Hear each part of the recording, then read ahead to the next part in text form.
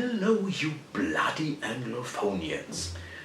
Well, there are phenomena that are global and that are easily to be recognized.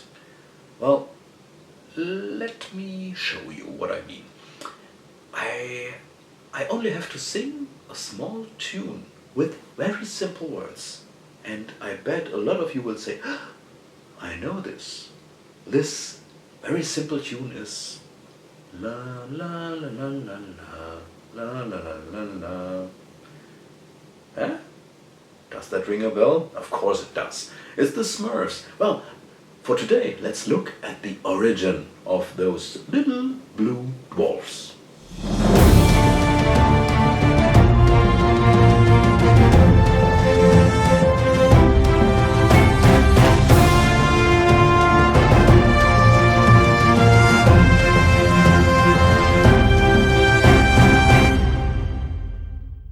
Okay, imagine the following situation. You are on vacation with friends. You have a nice dinner one evening and you want to spice up your food a bit and want to ask a friend to hand you the salt shaker. Unfortunately, your brain is blocked at the moment, as it sometimes happens. You can't think of the word salt shaker, so you just say something. Hey, can you hand me that Schtroumpf? And your friend finds this word funny and he says, hey, you want the Schtroumpf? Well, here's your Schtroumpf. And when you finished Schtroumpfing with the Schtroumpf, you can Schtroumpf the Schtroumpf back to me. Yeah, it's one of those little experiences that make a vacation with friends so unforgettable. Most of the time, however, you don't remember such details, just that you had fun. But in this case, it wasn't. The man who asked for the salt shaker was Pierre Culliford. And his friend, who found the word Schtroumpf so funny, was none other than the Belgian comic artist André Franquin. Pierre Culliford is known around the world by his pen name Peyo. At the time when these holidays took place, September 1957, Peyo was the author of the comic series Johann and Peewit. And less than a year later, Peyo should remember that dinner when he drew a new story. Set in the Middle Ages, in an unnamed European kingdom, Johann and Peewit follows the adventures of Johann, a brave young page to the king, and Peewit, his faithful, if boastful and cheating midget sidekick. In May 1958, the 8th adventure of the two began. It was entitled La Flûte aux 6 trous, the flute with the 6 holes. The title-giving flute is a magical musical instrument that falls into the hands of Johann and Peewit. It has the power to make people dance to exhaustion. But who had created this flute? Peyo went through a few of the usual ideas, an evil wizard, a witch, and suddenly he remembered a job he had done years earlier for an animation studio. This cartoon was supposed to be about little goblins, but the project was discontinued due to lack of money and the film was never produced. So Peyo took his drawings from back then and adapted the appearance of the goblins a little. They got blue skin and white hats. All that was missing was a name. But there was that dinner with André Franquin the autumn before, where he had used this word, Schtroumpf. And that was it. At the same time, it occurred to him to let the goblins speak their own language, just as he and Franquin had done that evening, the Schtroumpf language, in which individual words of a sentence, whether verbs or nouns, are replaced by Schtroumpf.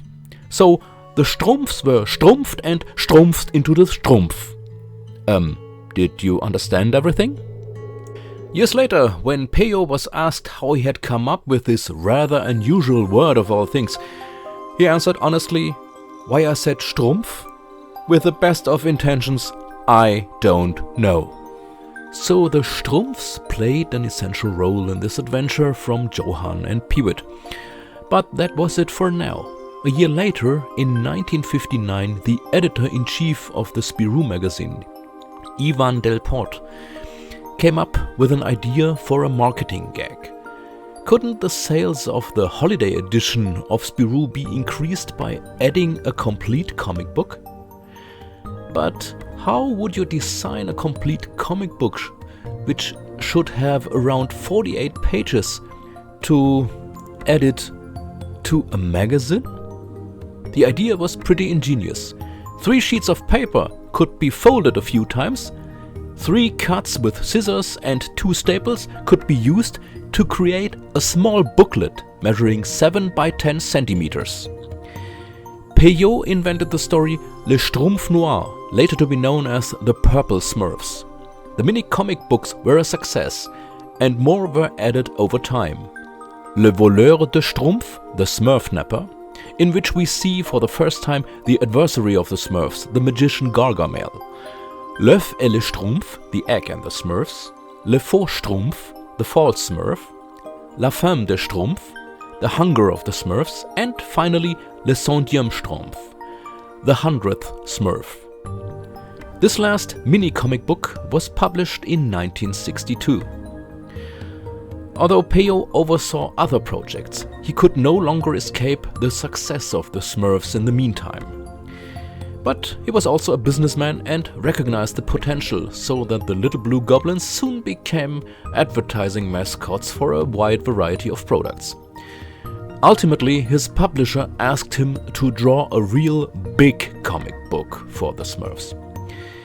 Peyo came up with the idea of revising the mini-comic books, which he did, but first a whole new story was to appear, which began in 1963 and was called The Flying Smurf.